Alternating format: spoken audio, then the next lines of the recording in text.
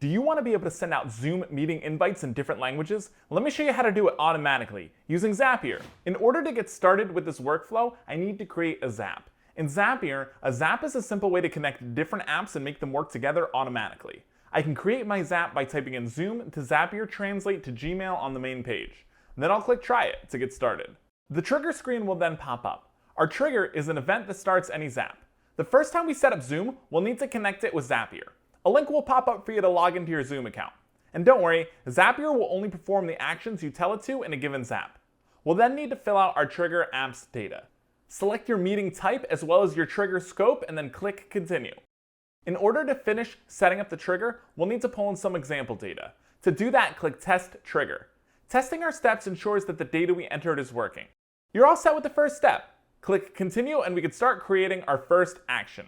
In Zapier, an action is a task that happens automatically after our trigger is set off. Your event should already be chosen for this step, so click Continue to get to the Action Fields page. You'll then want to select the source language for your Zap and type in the message that you'd like to translate.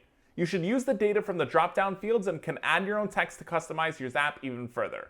Once you have your message set, select your target language for your Zap and click Continue. From there, you can test the step once more and we can move on to our second action. We'll need a place to upload our data. In this case, I'll want to send out email invites with the translated text to specific users. You can use any email app to do this, but I'm going to use Gmail. Log into your Google account just like you did with your Zoom account and then click Continue. From there, we can start to assign our trigger app's data into the Action Apps fields. I can select from the drop-down menu or add my own text to customize my Zap even further. Once that's complete, I'll test the step. Let's check our Gmail account to make sure this worked. Yep, there it is. This is ready to turn on. Now, whenever we create Zoom meeting details, the data will automatically be translated and sent out to the users of our choice. I hope this was a helpful demo.